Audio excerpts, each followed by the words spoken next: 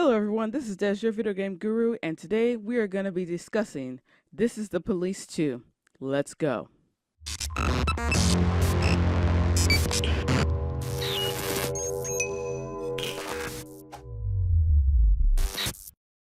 The best way I can summarize this game without having to give anything away is that you have two kind of protagonists and antagonists in this game.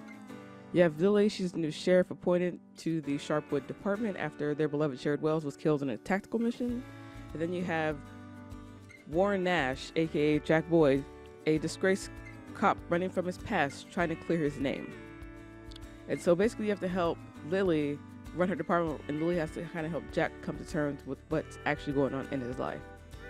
And so the story is centering around those two. Then you also get elements from Freeburg, where Jack Boyd is from. And you'll see how the investigation is going on there while he is in Sharpwood. So it's very interesting to see how you kind of get two different sides of the story. So you're not just like, it's not everything that's going on in Sharpwood. Like, you also have events that will take place in Freeburg. So you see what's happening in Freeburg when they're trying to catch Jack Boyd for his alleged criminals past. There are certain missions that will require you to kind of have a turn-based strategy element to it, which are the tactical missions, and you'll have to use different strategies in order to complete those. Also, you're in charge of staffing the sheriff department daily. You have the option of staffing every employee at any given day, but some might not show up, some will be too drunk to work, and some will flat out say, I'm not working every day, which is extremely frustrating when it's something that you know that there's probably going to be a big, heavy day as far as crime. So you kind of have to balance the everyday work schedule to make sure that you are doing everything you can to make sure that the people of Freeburg don't come and find you, and to make sure that your officers are there to respect you and able to answer the calls you send them to. Now let's talk about the pros of the game. The strategy part of the game has very different types that you will be able to use and try to solve each case. This makes gameplay not seem like a constant circle of the same thing every day, which is also very refreshing to experience. As you progress in the game, you can handle different kind of missions not related to your everyday calls that you would have to answer. This could be from helping a citizen to possibly doing something to stop a shady deal going on the other side of town. The standouts for this game have to be the tactical missions and the special case files. Tactical missions evolve each time while playing. They also cover a wide range of scenarios from bomb threats to hostage situations. What I love about these missions is that if you fail them, you can replay them to adjust your strategy. The only drawback is that it breaks any chance of true immersion. The special cases allow you to assign up to 3 officers at a time per case to investigate new clues and pursue different leads on the suspect. You must choose a combination of both to find out who actually committed the crime. Once you have collected enough evidence against the subject, you can put all the frames together and make an indictment. Once this occurs, you will assign an officer to go and apprehend the suspect, who will be prosecuted that next day. If the plea comes back guilty, the case is closed, and certain officers who were assigned to apprehend that suspect are given more experience points. And also, you can even turn them into an informant if you don't want to indict them yet. You can also turn them into a informant that can help you on a later case on a later date. Now on to the cons of the game. The story was interesting to start out, but then it dragged on and became a boring, convoluted mess. Although the way the story is being presented is very aesthetically pleasing, I didn't like that if I wanted to skip a scene, I'd have to skip the entire scene and just miss a bunch of chunks of the story. I would have preferred to be able to skip just frames of the story, but still get a sense of the entire story as it was being played out in front of me. I think they were trying to add too many elements to make this story compelling, but it just ended up making it hard to follow. There was one part that I experienced that I didn't really understand, and it didn't really make sense. At the end of your shift, you earn a certain number of tabs, and you can spend these on either hiring more personnel or buying more equipment. At one point in time, you were given a prompt explaining that if a player loses more tabs than they earn in 3 days in a row, you'll have to face the feds and the game is over. The problem with this is that you were never really shown a negative balance compared to how much you've earned and how much you didn't earn.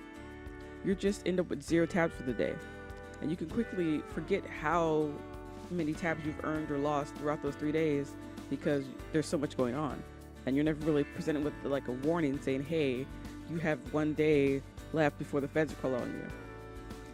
Another thing I had issues with this game is when you would receive calls to service or when you would receive notifications that you might have to go help someone in the community.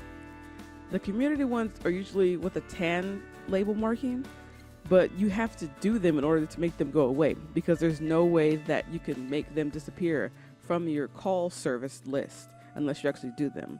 And if you let them stack up, it can get very disorienting because you see all this brown and you can't get rid of it, and like it's harder to see your actual calls to people calling for help. And I wish there was a way that you could just kind of like say, I don't want to do this, and just like delete it off, or say, I don't want to participate in this. But you are nearly forced to take part in these missions. And I didn't really enjoy that part of the game because I ended up having to take time out of answering actual calls for help to get rid of these brown tabs so they won't clutter up my call list. So I wish there was a way that you could just delete those, and that would have made a lot better experience instead of just seeing all that brown.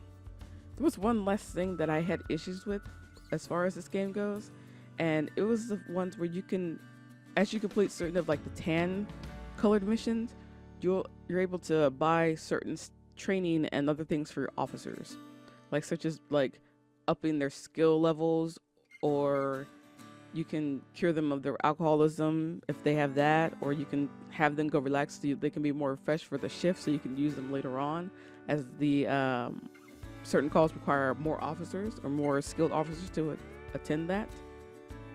The only issue I have with this is that if you buy these certain things and you don't use them, by the end of your shift, you lose them and you waste that money.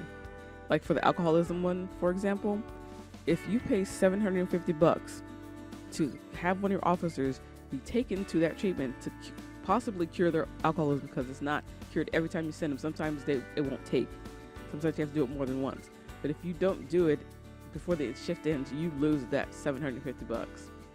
And that could be life or death situation between the amount you have to pay to a certain person or how much money you end up spending on certain other items that you can buy throughout your shift. So that was kind of upsetting a little bit, but not to the point where it didn't mess up the entire game, but it kind of made me angry a little bit because they wouldn't give you your money back. It was like as soon as you paid it, and if you don't take them, your money is gone.